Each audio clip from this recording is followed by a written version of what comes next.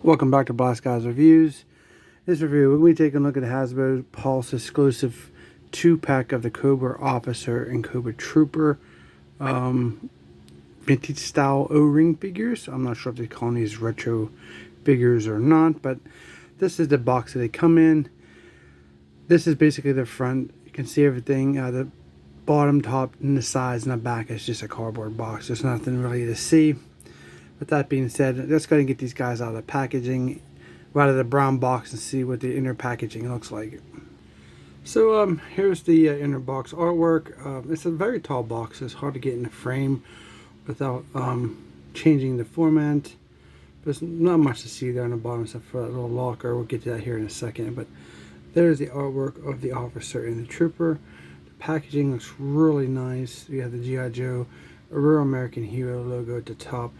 A green box, trim all the way down. Very nice artwork. These boxes are definitely worth keeping if you're a G.I.JOE fan. You love the art. It's pretty nice. Top of the box kind of has this locker handle type. It's just a printed artwork, because you can't really utilize a handle. This is what the sides look like. There's nothing to see, just a green box. There's the bottom with some legal information, company information, stuff like that, and a UPC if that helps you at all. So in the back of the box, we do have the artwork again with the G.I.JOE Real American Hero logo at the top. A bunch of garbage here in the packaging, done in multiple languages to take away from the packaging appeal, in my opinion.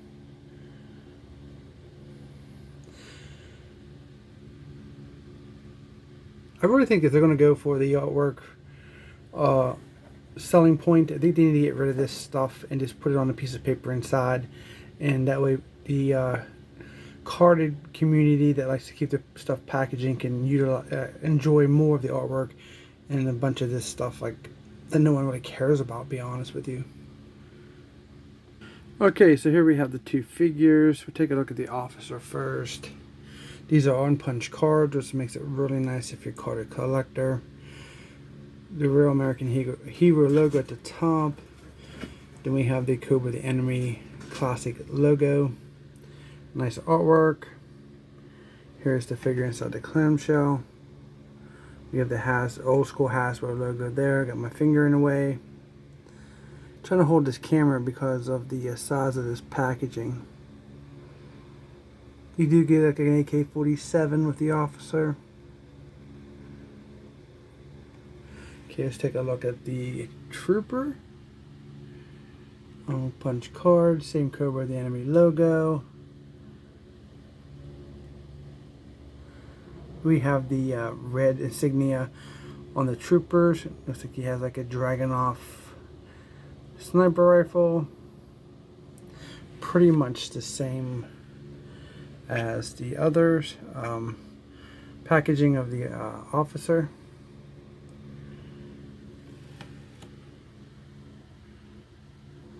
So here's the two figures side by side. I'm not going to open these figures because I'm not sure what I'm even doing with these. I'm not sure where Hasbro's even going with them. It's one problem. I don't know what I'm doing with them, and then the price is getting ridiculous. So I did pre-order these. So they're like $41.99 for two O-ring style figures.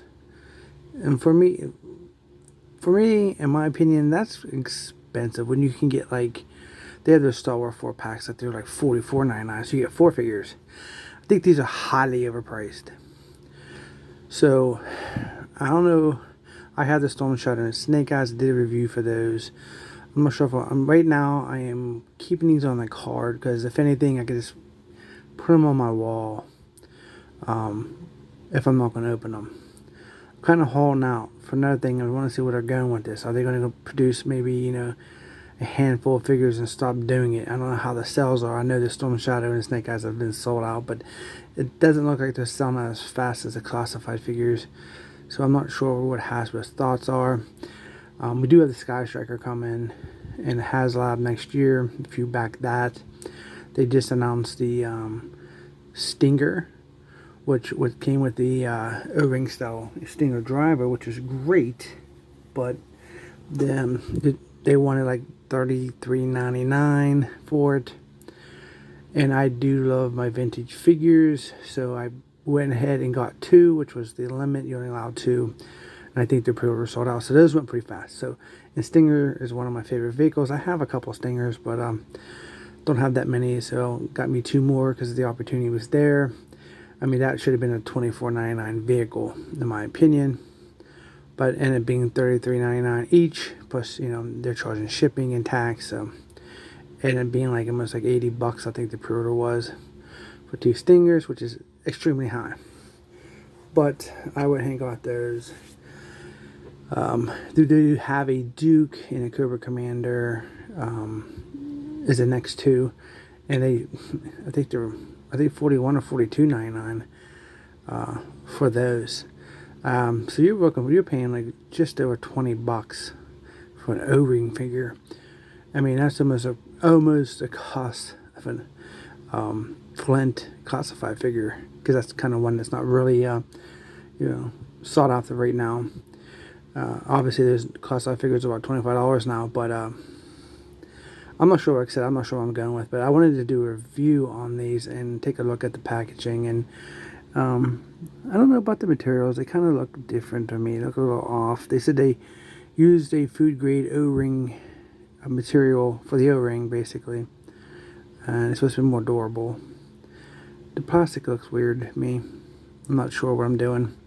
I'll probably make a decision by the time I get my Sky Striker, and we'll see where we are by then, if I want to ever open up any more of these. And I'm kind of tired of not getting any cool characters. It seems like every time they start a G.I.JOE line, they got like, it's always Duke, Cobra Commander, Snake Eyes, Storm Shadow. There's nothing wrong with those characters, but man, G.I.JOE is enriched with characters. I mean, give me a Lowlight and a Night Viper in a 2-pack. I'd gladly hand you 40 bucks for those 2 figures, you know, or maybe like a Shipwreck and a Torpedo or something like that, or a couple of an Alley Viper and you know, another named Viper, like a Frag Viper, or maybe 2 Dreadnoks. I mean, that, like Zartan and Xandar or something like that. But I don't know what's going to happen. I have a funny feeling that this may come to an end before. I don't know if they're going to make all. It'd be great if they did. They made all of them, but you're going to pay a fortune to get all of them.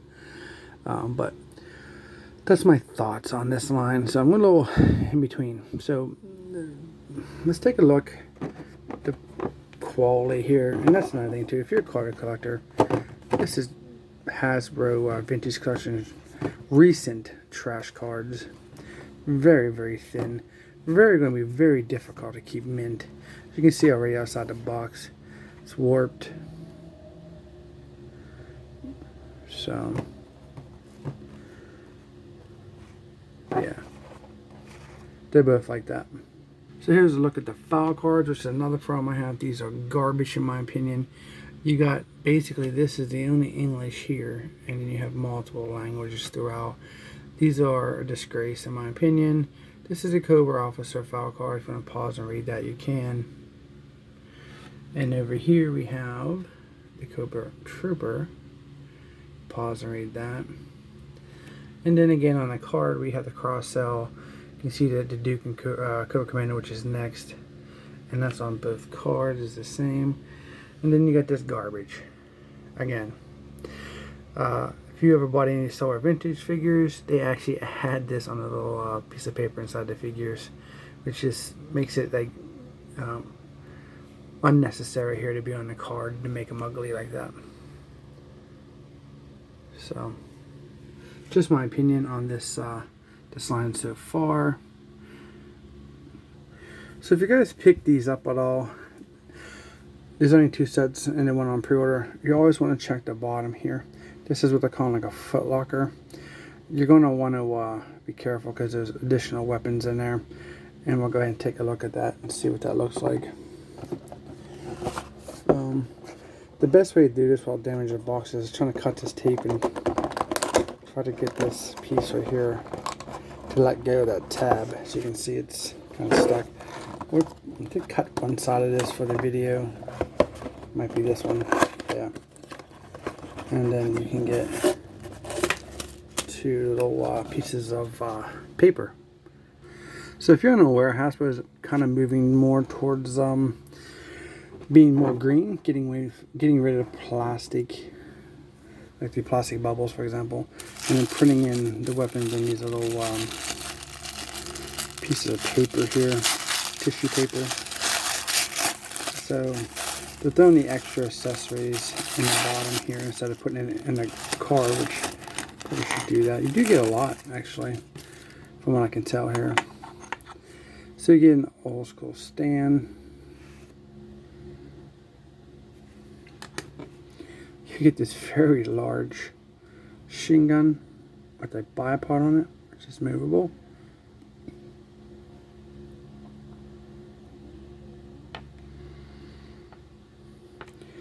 And we get a submachine gun type.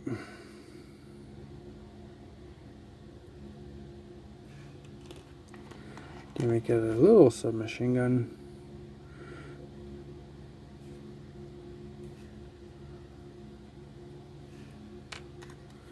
And a underscaled M16. This is ridiculously too small. That's definitely not in scale. I mean, look at that. That's terrible. Alright, so let's get these out of the way. Let's see what else we got in this one. I'm not even sure which one goes to which figure, I guess. Let's see.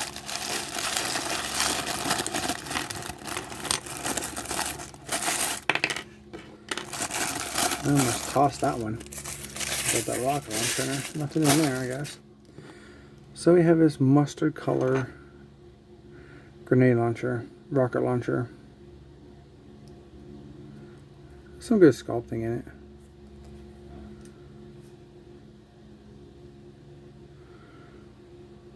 Pretty cool. Then we have a stand.